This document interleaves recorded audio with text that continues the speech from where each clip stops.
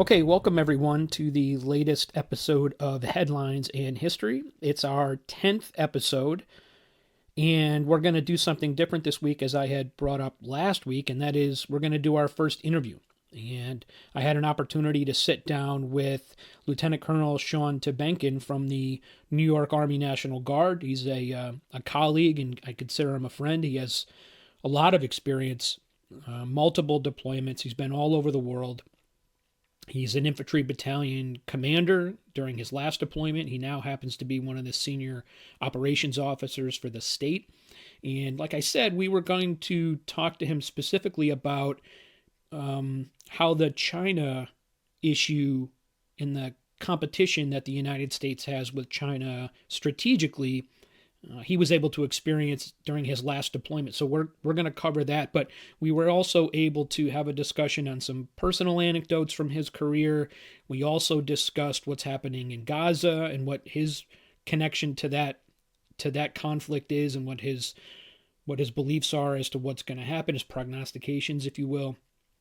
He also talked a little bit about military science and how the Army operates, and what we need to do to catch up in terms of our military equipment and how we're advancing, because we're learning so many new things on the battlefield in Ukraine. So thanks for joining us today. This is going to be a good conversation. Just remember, weekly caveat, we both happen to be in the business still, but neither of us speak for the U.S. Army or the U.S. government.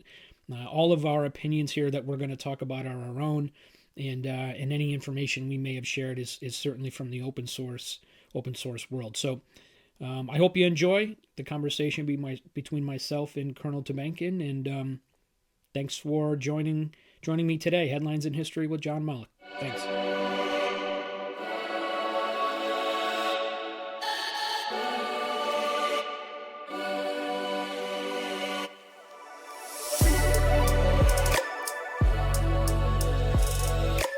Okay, thanks for joining us today. As you heard in the intro, Colonel Shawn Tabankin is with us today, so why don't we just start in the beginning? Give me a little bit of your background.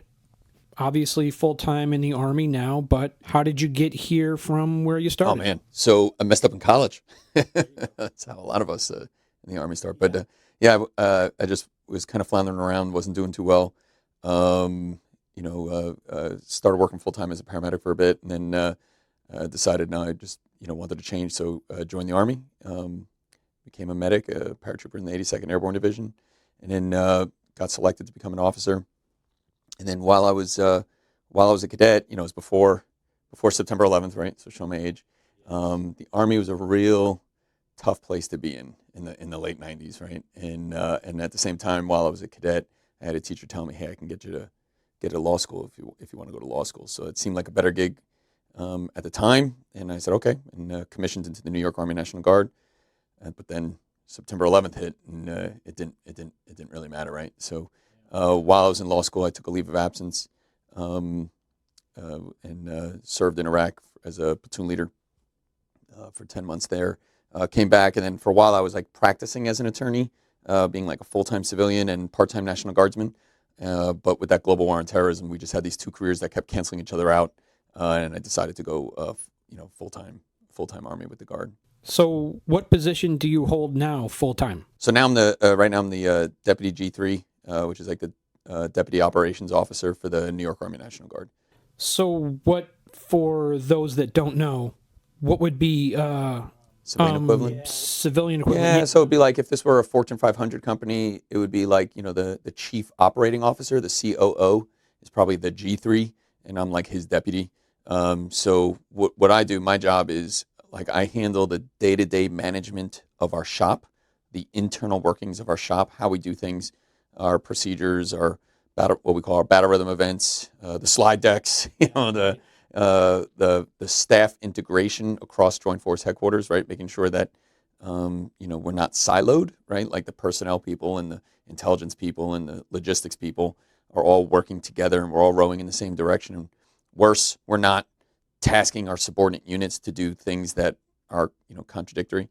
So I kind of handle all that on behalf of the G3, and that allows him to kind of be looking up and out and represent our organization's stakes to outside organizations. So he's up and out, I'm down and in. Right. That makes sense. So you mentioned before you came on full time doing law work. So what type of an attorney were you? So I worked at a small, almost like a boutique law firm in Rockefeller Center in New York City, just for a couple of years there. Really was a general practice firm, doing everything from like employment law, contract law. My favorite things were something called a Quitam lawsuit, Quitam. It's Latin, means for the king. It's under the False Claim Act, which basically is if someone is defrauding the government, either through omission or commission, and the government doesn't know about it, you can sue on behalf. Years ago you couldn't do anything, right? If you were a whistleblower, you couldn't sue. You go to the reporters, they don't really care. Well, now, and you couldn't sue because the damage wasn't to you, right? The damage, you have no standing. The damage is to the government, not you. So you have no standing to sue. So now they've changed it where they will allow you to stand in the shoes of the government and sue on behalf of the government to get that money back. So that was kind of cool, right? You're kind of like doing, you're fighting fraud. You're fighting, really crime on behalf of the government, and then your client gets really a pecuniary interest in the recovery, right? They get to keep between 15 and 25%. But so that was kind of interesting work. I still practice a little bit to this day, right? Like I keep my license, and really the only reason why I keep a Facebook page at all because I'll get a soldier like read, "Hey sir," Sure. and soldiers. Ticket, right? Yeah, soldiers being soldiers. It's either criminal court or family court. Save them some money, and I get to keep the skills sharp. So your full-time job is Deputy G3, but those that know, right, the National Guard, full-time work sometimes mirrors or matches what you were trained to do, what your MOS is. And so is that the case for you, or do you do something completely different? You mean part-time as a guardsman? Yeah, like my full-time, part-time job? I know you're obviously an infantry officer. So what's the difference there between what you do every single day and what you do as an infantry officer on the battlefield? Oh man, no. So really nothing. I am doing what the Army's trained me to do here in the state headquarters, because infantry officers, we close with, our mission is to close with and destroy the enemy, right? And at the lower levels, as a platoon leader with 40 guys, you're taking a hill, or a company commander, you're with 130, you're taking a hill. But once you start getting at levels above battalion, which the state headquarters is 2 levels above battalion, right? You have above battalion, you have brigade, above battalion, you have brigade, and then division, and then state, right? So we're actually 3 levels above that. Well, an infantry officer is not maneuvering. I'm not grabbing people and maneuvering, 15,000 soldiers to season them. So what do combat arms officers do at higher level headquarters? Well, since they're the ones with the training earlier in their career to integrate the combined arms into a combined arms fight, right? So like if I'm going to take that hill, I'm not going to just do it with my 100 guys with rifles. That's playing paintball, right? My 100 guys versus your 100 guys. I want to fight unfair. I want to bring artillery into the fight. I want to bring combat aviation into this fight. I want the military intelligence to tell me, where these guys are, so I can hit them where they aren't. To leverage all of those combat arms and combat service support, that's called integration. Well, I kind of equate it of like an upside down tree, where every single soldier, every single element is a branch on that tree, but yet we kind of all flow up into this one trunk that's called like nested purposes. We are all nested so that, we're getting a sum total of 800, 200, right, 2,000, whatever the size of the organization is, 15,000 people. We're the sum total of 15,000 people's efforts, rather than some people out there doing something that's non-productive or worse, counterproductive. So that's kind of like what I do here is I, on a state level, from a state's perspective, we're making sure that tasks that are getting sent down to our subordinate unit are not just the operations people telling them what to do, the logistics people telling them what to do, because of what we call stovepipes. If you go one level down and look at it from the division's point of view, looking up at state, it would be very frustrating for them to have like 8 different people telling them to do 8 different things that are not deconflicted, right? People are telling me to do things on different days, or worse, on one hand, the state is telling me to do something, but then they're not giving me the money for it. And then when I call up and I say, hey, I need money for this thing, they're like, why? And then you have to write up this whole justification, when really, if you're considering it as an organization, it's like, you just told me to do this thing, and now I have to justify to you why I need resources to do this thing.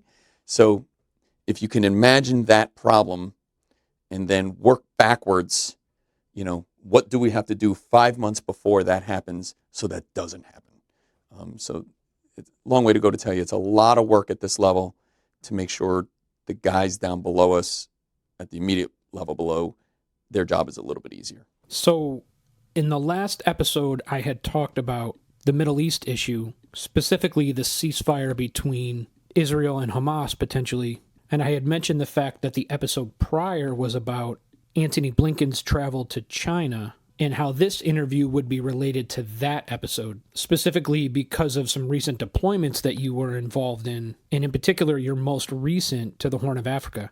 So talk to me a little bit about how that came about and where you went specifically and why I would even mention the fact that China would be related to that.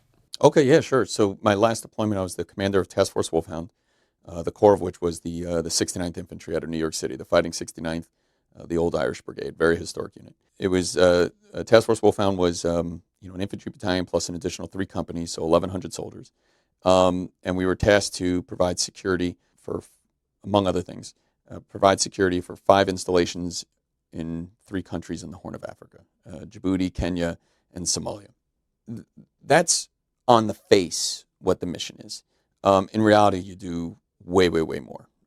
We work by, with, and through our African partners for shared interests. It's a very unusual mission. I don't know if you've talked about this in a previous podcast where, some people throw out the word strategic and they think we're talking about the colloquial definition of the word strategic, right? Like a plan.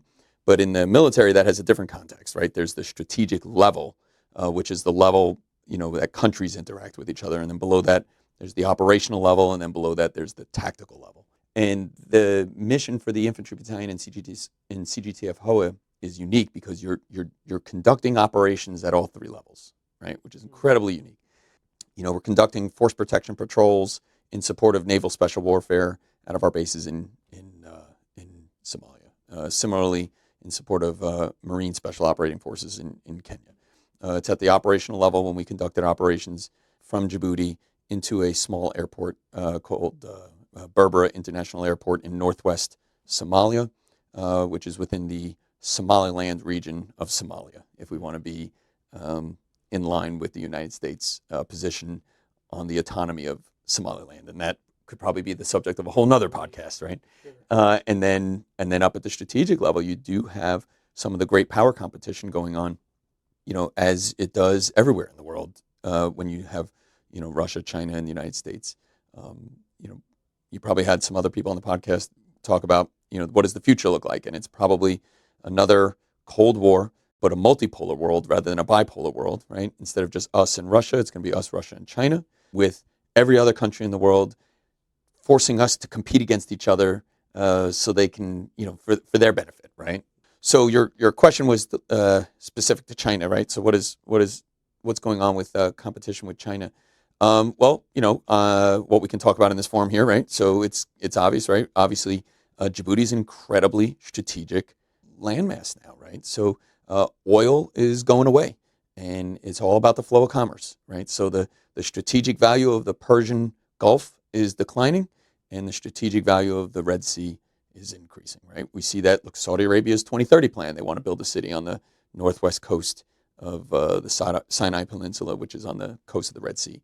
Jordan increasing its port facilities in Aqaba. Israel and its southern port.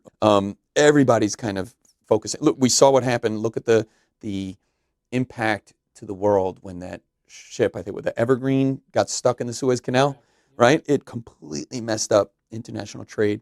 And now the Houthis disrupting commerce in it. So the strategic value of that Bab el-Mandeb Strait, which is in between Djibouti and Yemen at the southeast portion of the Red Sea, is incredibly valuable. And the flow of commerce through that strait is very important to the United States at a strategic level, and certainly important to China, as right its economy is way more based on exports than anyone else, right? So that's each nation's national interests, and in its competition, it's probably not a stretch to say the United States would like to edge China out of there. China would like to edge the United States out of there. but neither's going to be able to edge the other out because Djibouti wants from both.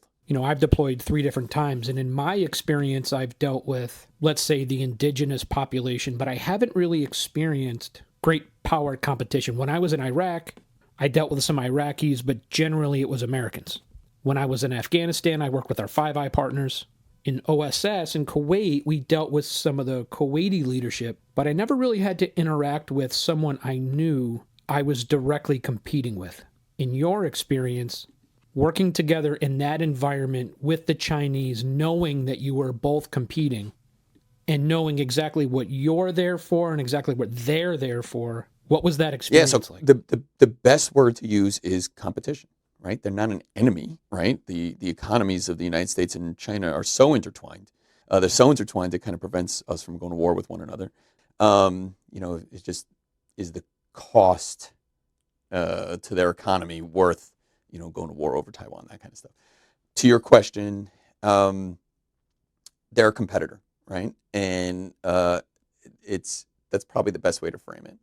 The one interaction I had with them on a personal level, there's almost like this diplomatic community and senior military community that also will partake in diplomatic events that all knew each other while we were in Djibouti, right? So let's say, for example, the Japanese might be having a Memorial Day ceremony. The United States might be having its July 4th ceremony, right? These holidays that are a very big deal to the respective countries. And for diplomatic purposes, they'll invite the leadership of all the other countries that are in the area, right? And they'll invite the senior military leaders, and they'll invite the respective ambassadors and senior embassy staff. And after a while, you realize it's like a circuit. You kind of keep seeing, like every time we would go to an event, oh, hey, there's the same Japanese guys, there's the same French guys, same Italian guys, and we would kind of get to know each other. China was still kind of operating under its COVID rules, when we were there last year. So they didn't come out too often. And towards the end of my deployment, they did. They started coming out to more social events. It's an unusual interaction. I don't know if it's cultural or if they're just so on guard because they are competing with us, but they just seem very socially different than all of the other partners that we deal with. Japanese guys, great relationship, to the point where you meet them, you had genuine friendship. The commander of the Japanese forces, who's like my peer, when I would see him, we hug, right? We're talking to each other over Snapchat, even to this day, right? We still talk. Similar relationship with the Italians and the not so much the Spanish, because those guys were more Navy, so we didn't have an opportunity to train together. But the Chinese, very stoic. When they came up to us and approached us, there's like 6 of them. You can't have like a one-on-one. Very rare to have like a one-on-one conversation. And you could tell they were working. They might have had a program where they're trying. I don't want to say that they're collecting on us in an active sense with an asset, but I'm sure they have some sort of program where they go back and conduct a debrief. Okay, what did this guy say? What did that guy say? So as long as they're having these opportunities with us, maybe they can get some information out of us, right? But instead of like let's say they want to know how many soldiers I have, right? Instead of just saying, like working up a conversation, oh, you're a commander in an infantry battalion. I was a commander. I just finished my brigade. In my brigade, I had 4,000 soldiers. Is that what you have? Just try to get it like we're having a personal, oh, yeah, no, I've got 1,100, right? And then remember that fact and write it down when you get back. But instead of doing it in the course of a conversation, they would literally be like, exactly how many soldiers do you have in Somalia? And it was very awkward, very forced. Again, I don't know if it was social or just or whatnot. And just, this one interaction I had at the Japanese Memorial Day, it happened to be the Chinese defense attaché to Djibouti, a little bit of a space invader kind of thing. So, you employ your technique, you put your foot out and you lean back on your right foot to get a little distance. And there's like 5 guys all around me. And, there's one guy with a little pocketbook thing, he's probably trying to scan for my phone, like hit my pockets while they're taking pictures. The Chinese public affairs officer trying to take pictures of myself talking to the defense attaché. I could see that he was actually like zooming in on my name tape, right? Getting my name. And then like when he came around to the other side, took a picture of my ribbon rack, my awards. Now they could tell, oh, this, the experience level, where this guy's been. And always been Iraq, Afghanistan, building maybe like a little baseball. Let's call it a dossier. Yeah, they now have that. I guess if you ever have to search for a needle in a haystack, you need a haystack. So I guess I'm part of their haystack now. But that interaction was just very weird as far as their social interaction. How would you compare that to any other deployments you may have had with a similar environment? Was there anything like that in any of your other deployments? I know you did some time in Afghanistan. Dealt with some other soldiers there. So, yes, I mean, I'm sure you have too, right? You have tons of experience working with foreign militaries towards a common goal. So in Afghanistan, we were working with NATO partners. I was in Western Afghanistan in 2012. It was, in my area, it was us, the Americans, with the Italians and the Slovenians, and then the three Afghan partners, the Afghan National Army, the Afghan National Police, and then National NDS, which was National Defense Service, which was like the equivalent of their CIA kind of thing. And, we would often have meetings where the six of us were in a room and we were all working together. How do we train these Afghan security forces, or how do we solve a particular problem, or how do we get after the enemy in this area, or more accurately, how do we enable the Afghan security forces to get after the enemy in this area? And you might have your guard up 5% to your NATO allies, right? Because they are NATO allies, but there are still some things that are classified that we are not allowed to release to any foreign military. No matter how aligned your interests are or how aligned the current mission is, you still have to be very careful about what you say or your interaction. Working in an environment where the Chinese were present, your guard is up 100%. You have to be very deliberate. And in fact, that interaction that I had there with the Chinese DAT was a surprise, because there's policies, right? Like that dude is probably like 3 levels up from me, right? That's probably the 2-star general that I worked for. That was probably General Shawley's counterpart, not my counterpart. That was a meeting engagement. But if we had known he was going to be there, it might have been in a case where it would have been inappropriate for me to go to this event because of not the stakes, but the peerage, or maybe I just would have had to request permission to attend, and then I probably would have gotten some direction. That is completely speculation on my part. I just know that dealing with a competitor is not the same as dealing with friendly forces with aligned interests. And I'm sure at some level the government is looking for where Chinese and U.S. interests align, and but that's 4-star level stuff, or even defense secretary stuff. Nowhere near anything that I should be anywhere close to. Yeah, and this is something we covered in the podcast, is something I referenced earlier, because the purpose of having that discussion was talking about Secretary Blinken's time in China and what he was trying to do, like reestablish communications after the spy balloon incident. Obviously, that stuff is, like you said, way above our level, right? And we're dealing on the unit level. But what's interesting to see, like in the United States, we're fully integrated from the soldier level to the president level. And what I mean by that is we're all working towards the same end state. And we all have our own roles to play, but you can see at the battalion commander level, like your responsibility to deal with the other battalion commanders falls in line with what the 4-star would be doing in his interactions with the other 4-star elements. We're certainly not working at cross purposes. No, we're nested, right? And the funny thing when you're talking about those levels, I've made the joke that it's kind of like Disney World. Like if you go on the line for Space Mountain, they got you in this line that's like a maze, and you can see the end.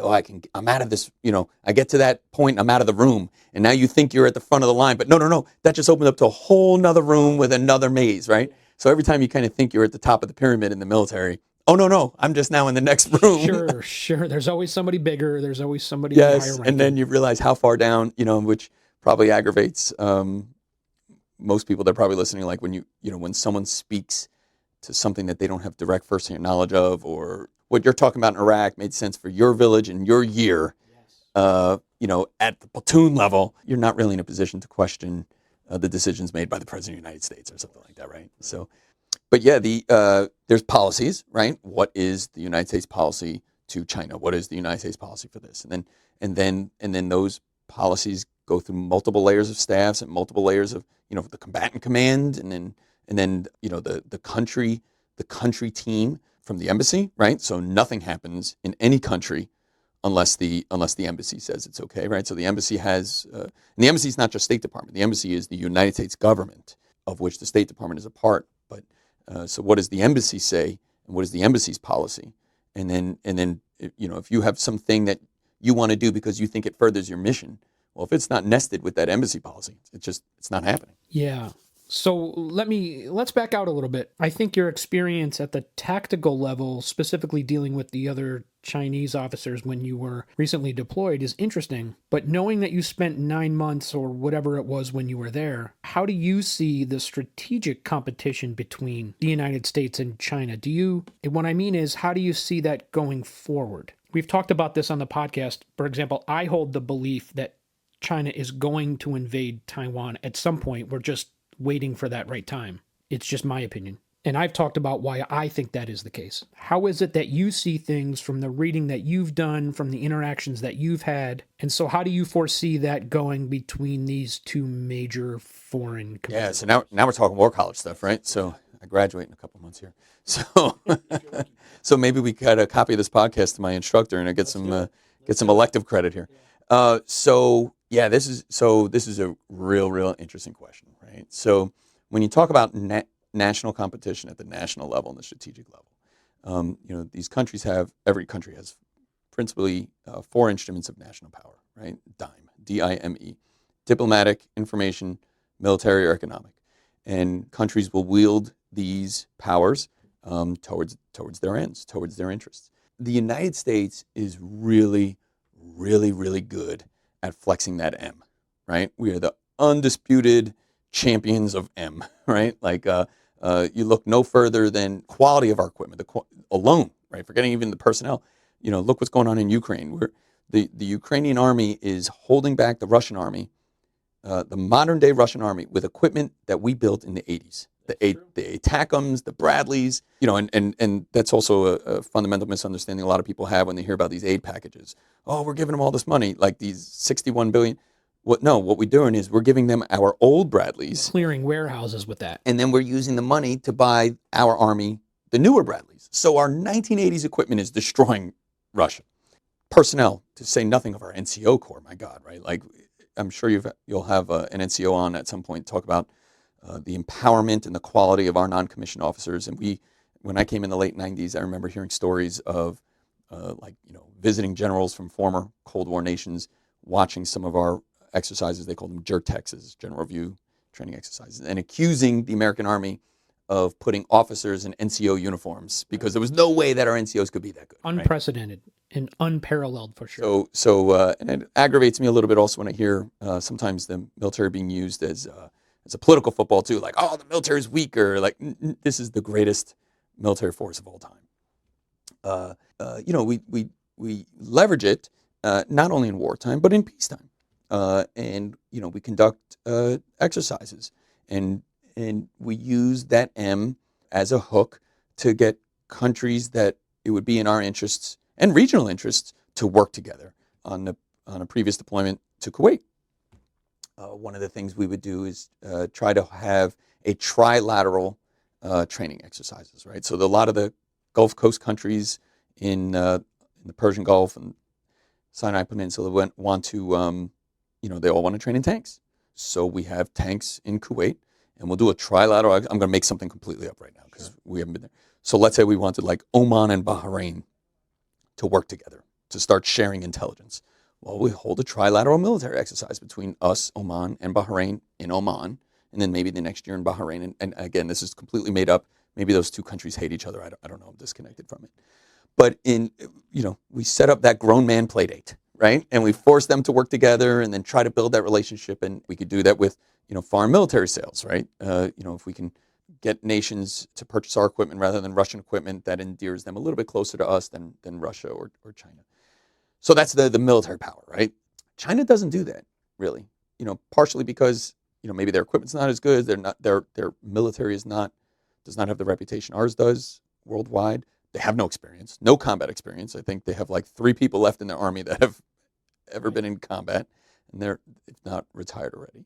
So, if you're a developing nation and you want to, train your army, you're going to look to the United States to that, not to China.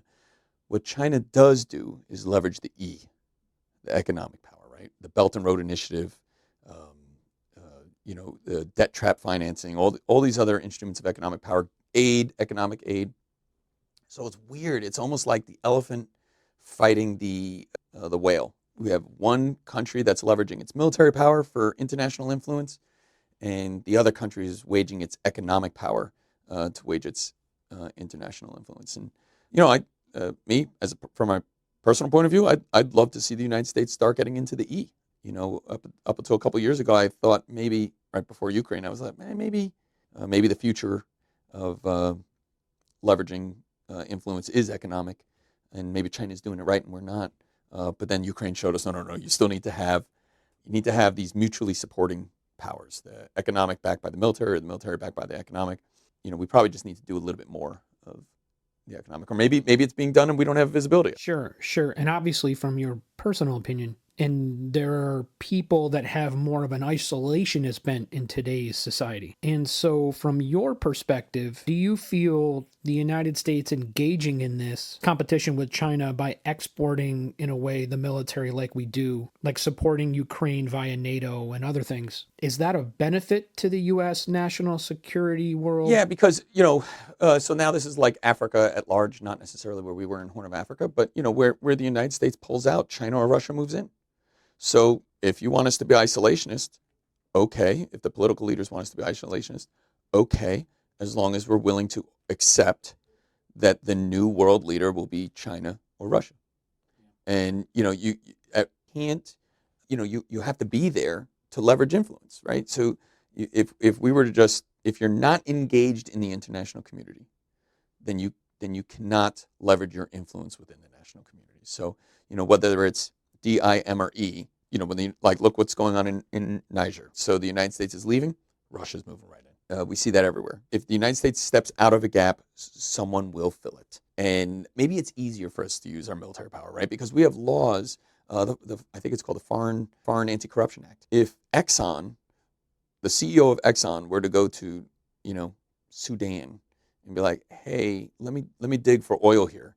And by the way, here's $1 million under the table, and let me give him a couple $1 million to grease the wheels of your legislature so you pass a law, and let me give your army general a couple $1 million so he provides security at right? That's corruption. That's foreign corruption.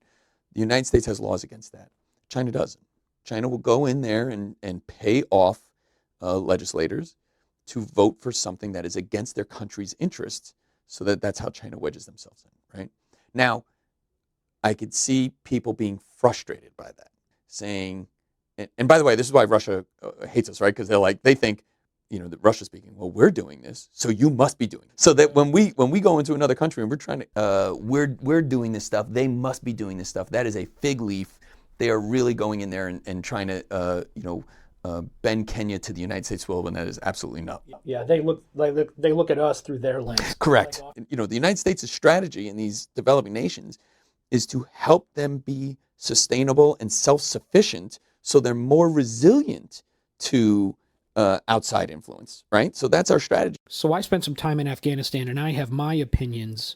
I would be remiss if I didn't ask this question. How does it make you feel to see that we are in the position that we are in today? Yeah. So, okay, so basically, before we can even talk about it, I think we got to talk about that elephant in the room. Like, so what went wrong, and what's my opinion, not the United States Army opinion.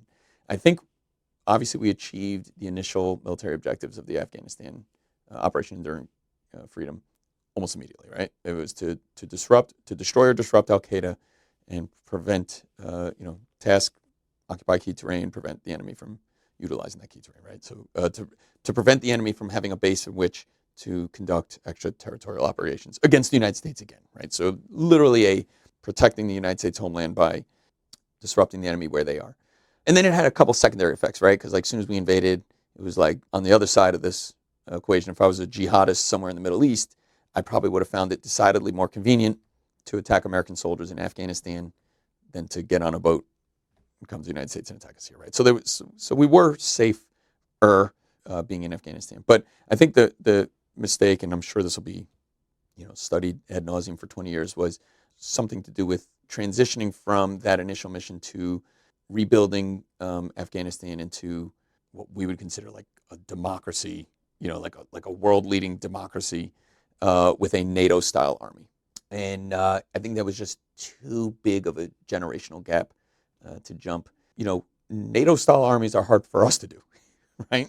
We go to JRTC or Joint Readiness Training Center or National Training Center, and you take any active duty Army unit, National Guard unit, it doesn't matter, and that is very hard to learn how to see yourself, see the enemy, see through that fog of war, and conduct operations. Get your logistics officer, your personnel officer, your operations officer, get all these people to work together, and it is hard for us to do. And we were trying to train the Afghans to be a NATO-style army, which is hard for us to do, while they were in combat. And their society could not support that style army, is really what it comes down to, right? So the American Army, we have, I think in the ILE, when you're a major, they send you the course, Intermediate Leaders Education. You learn about what's called revolutions in military affairs. Going back in history, what was a modern army? It was a dude with a club. Okay, well, you don't need that big of a society. You don't need that advanced of a society to support a dude with a club. But then, some point in line, somebody invents a sword. Well, okay, well, now it can't just be like a little family unit to have the most modern army, a dude with a sword, because none of them are blacksmiths. So you kind of have to have a village. And the village has to have a blacksmith. And then that skill needs to be kind of transferred from generation to generation. And they have to have some technology to do that. And now you can have a modern style army because you have a village. Well, all of a sudden now you have the Iron Age. Well, you got to have a better sword, and then shields and armor and this and that. Well, that's really expensive, and it turns out a village can't do that. Now you got to have a city state. So you have to, and then you have to have a level. To maintain that, there's societal indicators to maintain that next level of modern army, right? Education level, government level, right? Values. There's morals. There's all these societal requirements to support. What kind of society do you need to support a modern NATO-style army? Tanks, infantry, combat aviation. Afghan society couldn't support it, right? The American Army requires an 8th grade education. The Afghans, staggering illiteracy. So I think that was kind of our fundamental mistake. The only way they would have able to maintain the NATO-style army was with continued U.S. support. I think the only style army that their society would have been able to support would have been like a warlord-style army, which, by the way, is exactly how the Taliban is organized. So, that was probably our mistake there is trying to jump them forward 3 generations when their society couldn't support it. We probably should have just accepted Afghan good enough. We've come in, we've destroyed Al-Qaeda, we've disrupted their operation. Northern Alliance, or whoever the biggest warlord is, here you go, here's the money. You're responsible for everything that happens or fails to happen. As long as Al-Qaeda doesn't come back, we're cool with you. Sure. We'll keep giving you military support. And maybe I'm oversimplifying a very complex problem because I'm not a 4-star general and I'm not the president of the United States. Yeah, we don't get paid for that, yeah. But that's just from my point of view at the 05 level. So what were you thinking, and how did you feel when you watched the plane that day? Like in 2012, we all kind of thought, does this end with a helicopter on the top of the embassy, right? And then it literally ended with a helicopter on top of the embassy. So, mixed emotion, right? It's, hey, I did good in my job the year that I was there. The soldiers that were in our company we all did good. We were given a mission to do. We accomplished that mission. I'm proud of my service. I'm proud of the service and performance of that company, of that battalion, the 2nd 108th Infantry.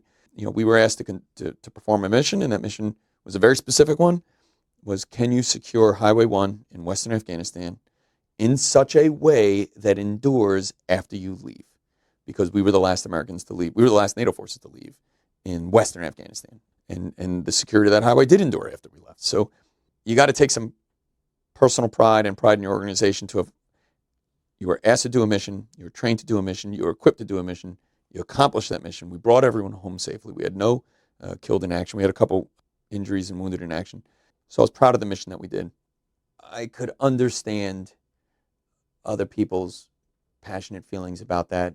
If they lost soldiers or lost friends, that'll probably take some introspection, or maybe probably have some difficulty reconciling that.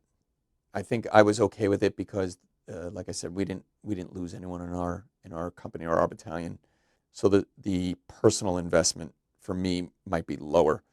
The only thing it cost me personally was 2 years of my life, where other people lost friends, lost soldiers. So I don't fault anyone for feeling the way they do. It's very emotional. I can't imagine what it would have been to have been a Vietnam guy and seeing that. Those guys, oh my God, the amount of combat that those guys saw dwarfs us in comparison, right? In a full comparison, you're right.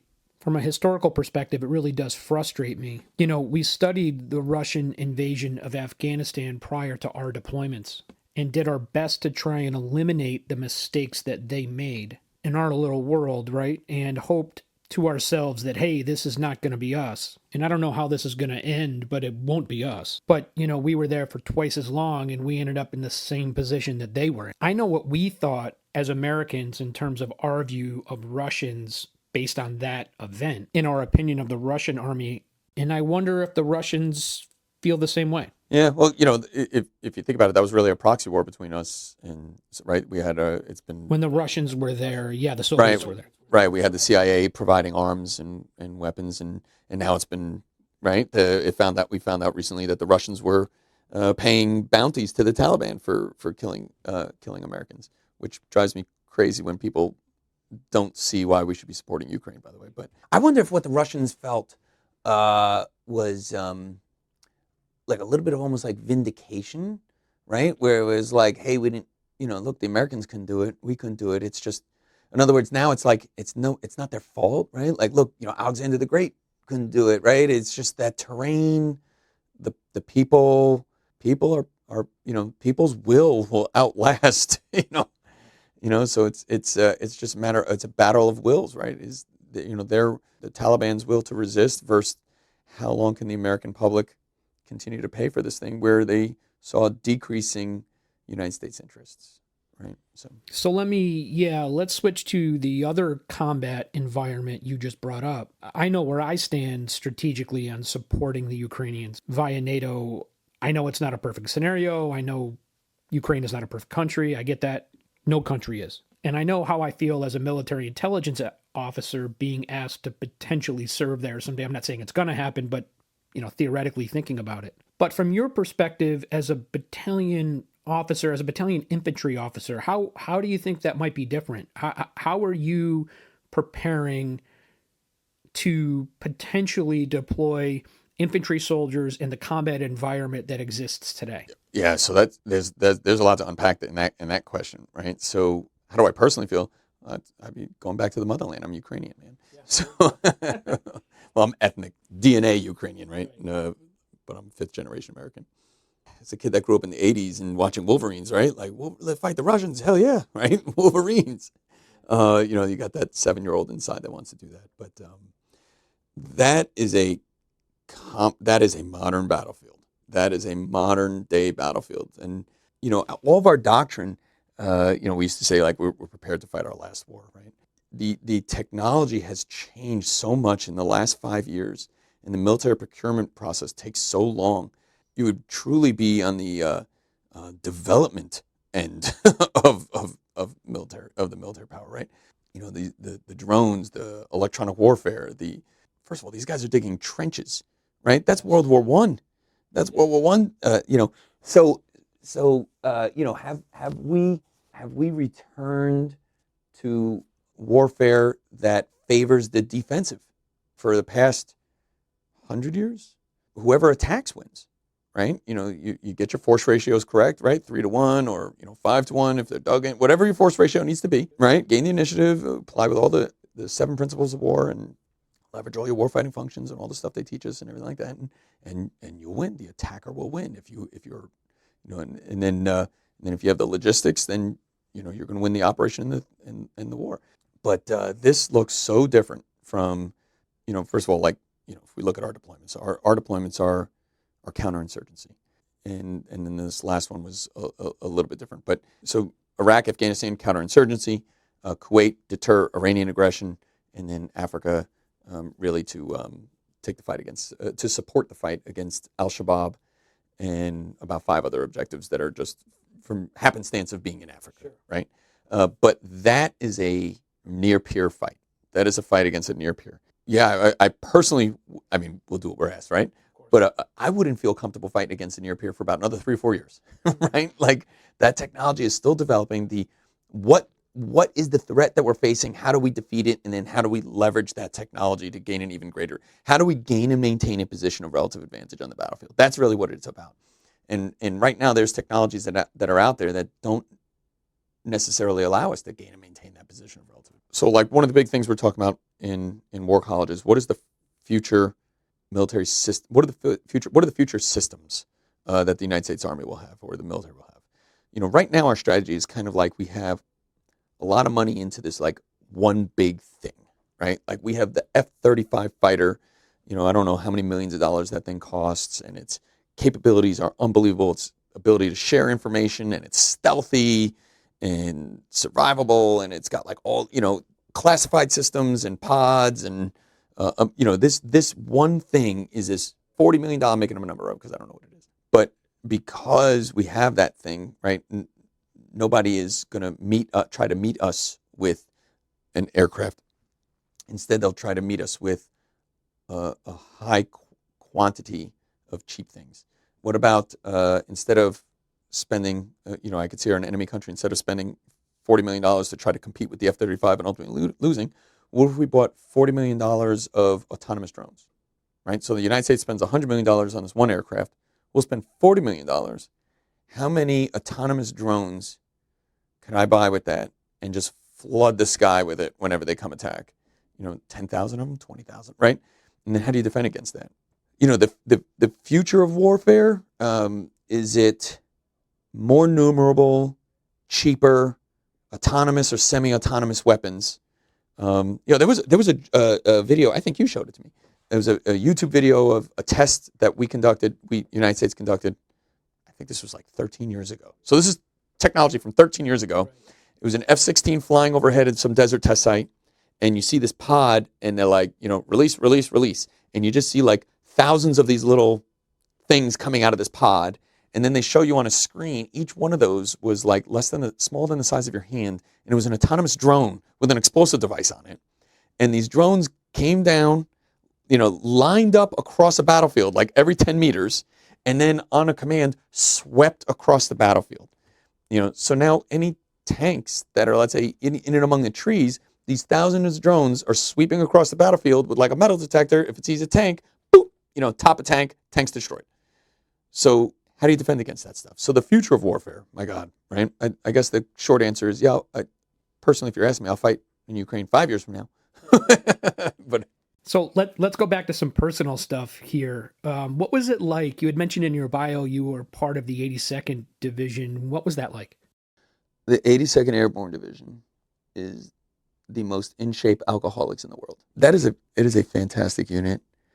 You hate it while you're there, and then you miss it when you're gone. It's almost like battered wife syndrome or something. It is just a fantastic unit. I did enjoy my time there, though. You're happy to leave, but my God, do you miss it? What rank were you at the time? Oh, I was an E4. E4. I was an E4. Boy. Yeah. You were a Joe. I was a wise ass E4. Yeah. How many jumps? I think 28. 28, huh? 28. Yeah. Any good stories? Any good jump stories? Yeah. No, I was kind of lucky. Just interesting ones like catching a thermal over NTC. I'm a small dude, right? So I was just up there for a while. I used to love how guys had like jump buddies. Probably the funniest one I ever. A jump buddy is like a stuffed animal or something that they use. And then when you get a new guy, you make fun of him a little bit that your jump buddy has got more jumps than they do. But the coolest one I ever saw was a dude had a 1950s GI Joe, the paratrooper one, and totally could get in trouble for this. But what he did was he put a chem light on it and wrapped the rubber band around it. When he jumped out the aircraft, you start going through your points of performance, right? Check canopy, gain canopy control, right? And as soon as he was good, and I'm under canopy and nobody's around me, he reached in, grabbed his jump buddy, which was the GI Joe with the parachute, from like 700 feet up at this point, and threw that out, and he had like a little chem light attached to it, so he could go find it afterwards. Stuff like that. Maybe one time we were jumping with the German Fallschirmjäger. So I'm a Jewish soldier, which at the time in the 90s is kind of rare for the active duty. And so when we were at Final Manifest and I saw the Germans kind of like in their chalk about like three sticks over, I went over because it was like, from the movie that just came out, and I went up to him and I'm looking at him and I'm pointing at myself going, Juden, yeah. Like an idiot, and one of them looks at me perfect English. He's like, Saving Private Ryan. I'm like, yes. There you go. And my ignorance on multiple levels was revealed in one sentence. we've spent some time together. You and I have been in the same guard state for a while now, and we've done some training together. So I have to ask this one question about that was asked of me to ask you. That would be, I think, a good story here again on the personal side. So, what is your perspective, if you will, on classified security processes within a training environment, maybe specifically in preparation for a warfighter, maybe in Pennsylvania? Oh man, that is such a that is of all the things that you could tease me about. I feel like that's a low one. That's there's much better stuff you could tease me about, but yeah. So the story there is, we were training at we were with the 42nd Infantry Division at the time, and we were training at Fort Indiantown Gap in a full warfighter, which is a command post exercise. And I think it was the 3-5 at that point, right, which is the future operations officer. And the big meeting of the day, we were talking earlier about the tactical, and I guess technically division is a tactical level headquarters, but it's the highest tactical level headquarters. But what does a division do? A division has long-range ISR, long-range intelligence, and long-range fires, right? So if you're an ROTC cadet and they're briefing you and they're telling you, your mission today is you're going to seize this hilltop and the enemy's at 70% strength. Why is it at 70%? They're not at 70% strength because of bad recruiting. They're 70% strength because the division did its job hitting that objective, 2 days ago. They're looking at the deep fires to shape the battlefield so that when our army gets there, our ground forces get there, they're already messed up a little bit. So the targeting meeting is the meeting that does that, right? It's kind of the heart of what a division does, making sure that the commanding general's priorities are met with both our intelligence collection assets and then the priorities of fires. And then you do a whole bunch of other things, what we call a sensor to shooter, right? We make these systems so that once the plan is met, how do we close that loop between sensor and shooter? So anyway, we're coming out of this targeting meeting, and this is a training environment. So it wasn't real classified environment. It was training, right? So I was, among others, that was utilizing keeping a cell phone on me, and which normally it would be a huge no-go. It's it's like a security violation. It is in a real environment. In a real environment, it would be a security violation, and there were some people that were authorized by memo to have their phones, and I just was not one of them. But if it was an actual security environment, even those could not have that. That was really just their get out of jail free card for what just happened to me. And then so what happened was we're leaving this targeting meeting. So we all got to leave this one tent to get into this bigger tent. There's the habit trail system, and it was kind of like a choke point, and people were like clumping at the choke point and not getting through. And we all have various things of PTSD, and one of my PTSD really from Iraq is getting caught in that fatal funnel, right? If you're entering and clearing a room, you want to get through the doorway as quick as possible. And so I start pinging a little bit, and I even started saying, "Hey guys, we're getting caught in the fatal funnel here. Let's keep it moving, And it's still not moving. It's still not moving. I'm like, and I made another comment. A female NCO in front of me turns around. She's like, "Sir, we can't go." I'm like, "Why not?" And then she's like, "Well, they're scanning people for phones." And I look. I stand up on my tippy toes and I see the security personnel with those Star Trek me looking for phones, and I was like, "Oh damn, I ain't going to the PHA." So I tried to escape and evade by climbing underneath the tent wall, right? But the officer that was in charge of the security detail that was scanning for phones himself was an infantry officer and was prepared for squirters. So when I went underneath the wall, there were 3 soldiers just laughing at me, "Come here, sir." And then I was like, "Damn it." Boy, I love that story. So you had mentioned your heritage and told us that you were a Jewish American soldier. So let's transition back from the personal stories, and let's just cap here today with the one conversation I think most of us are having, and that is what's happening in Israel today in Gaza, and how you feel about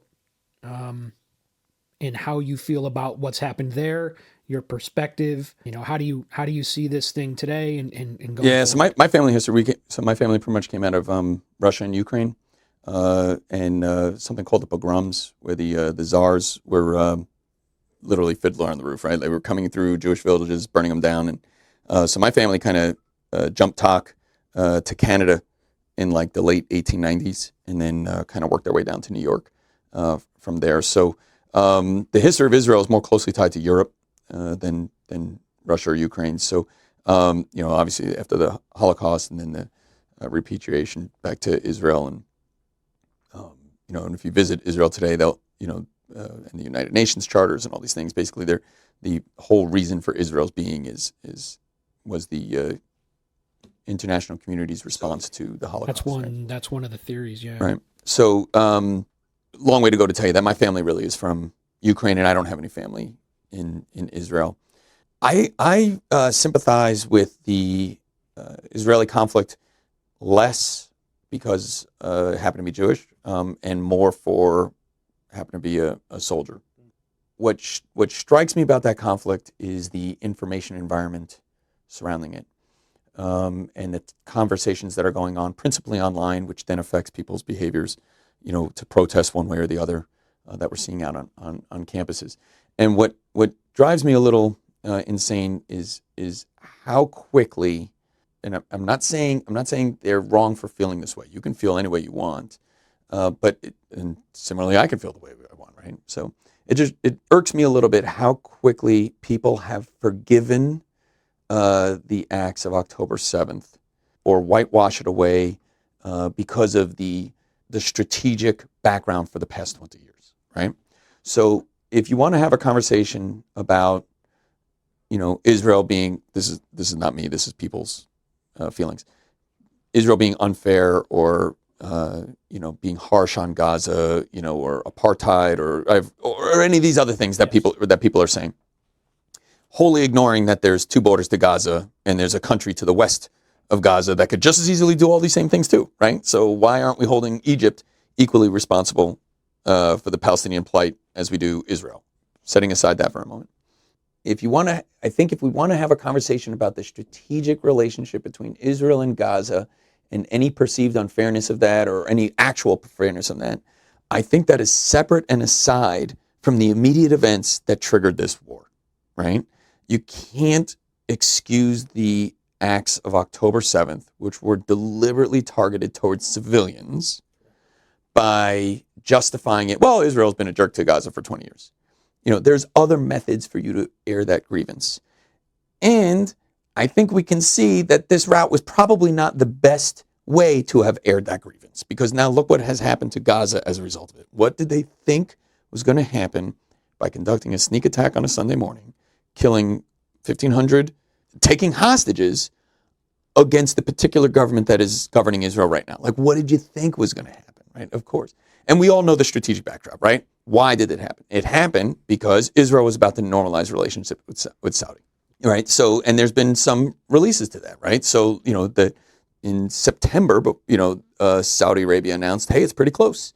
We are just trying to get concessions for the Palestinian people, because Saudi's been teaching their people that Israel's the devil for the past 50 years. So they can't just all of a sudden change and be like, we're going to be peaceful with Israel. They'll have a coup.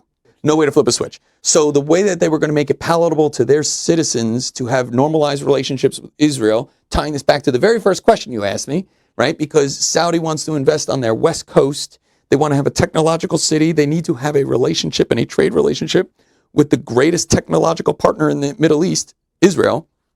It is in Saudi Arabia's strategic interests to have peace with Israel so they can go forward with what they're trying to do with their Plan 2030.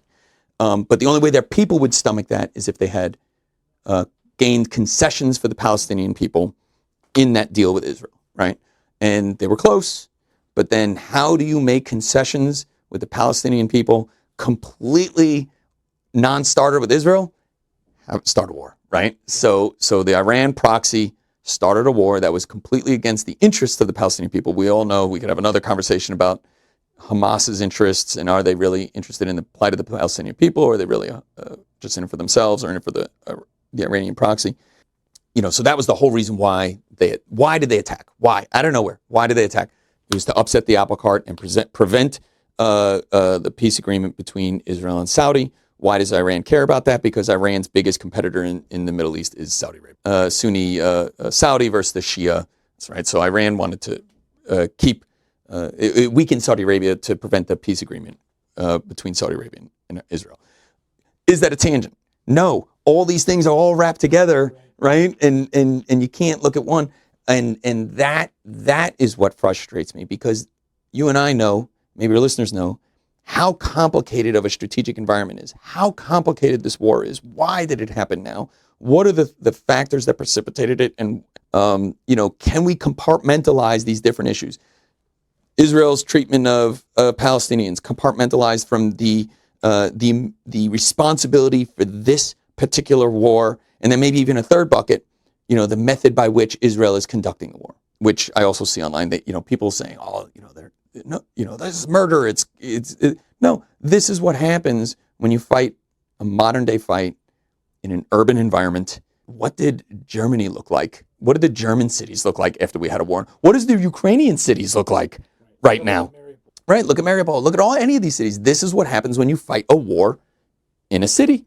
On top of the fact that you're using human beings as fodder and shields for the shields, burying them in hospitals and things. Right. So and then that's so you asked me what do I feel? I feel frustration, because I know how complicated of an issue this is, but then I see people reduce what is an incredibly complicated issue down to a simple Facebook meme, and then publish that and get like 10,000 likes.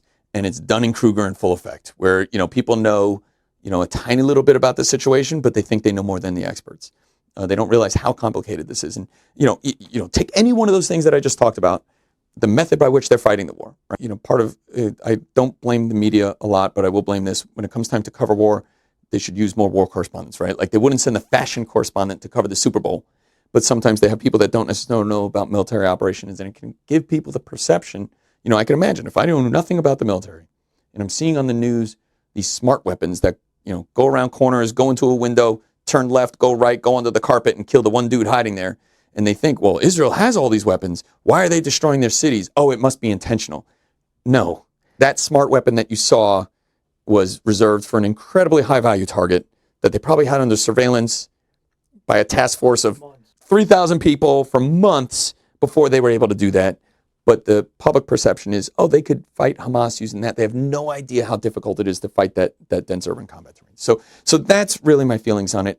It's not, truthfully, my feelings towards that conflict are not out of kinship for, me being Jewish and Israel being a Jewish nation.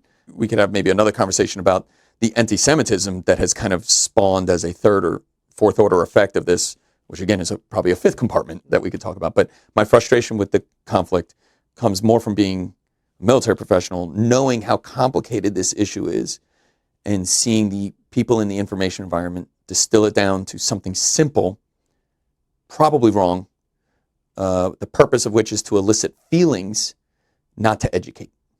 Thank you, sir, for coming in and sharing with us some of your knowledge and your experiences. I know we jumped around a little bit here, but I really appreciate it. I know the listeners will appreciate it. A nice little change from the previous episodes where it's just me yammering on, but this has been great. Yep, anytime. I know it's hard to, any one of those subjects we probably could have talked about for an hour. So we just skimmed the wave tops on 4 different conflicts, 28 years of service. Yeah, we did. Thank you, sir. And Appreciate we'll see everybody next week.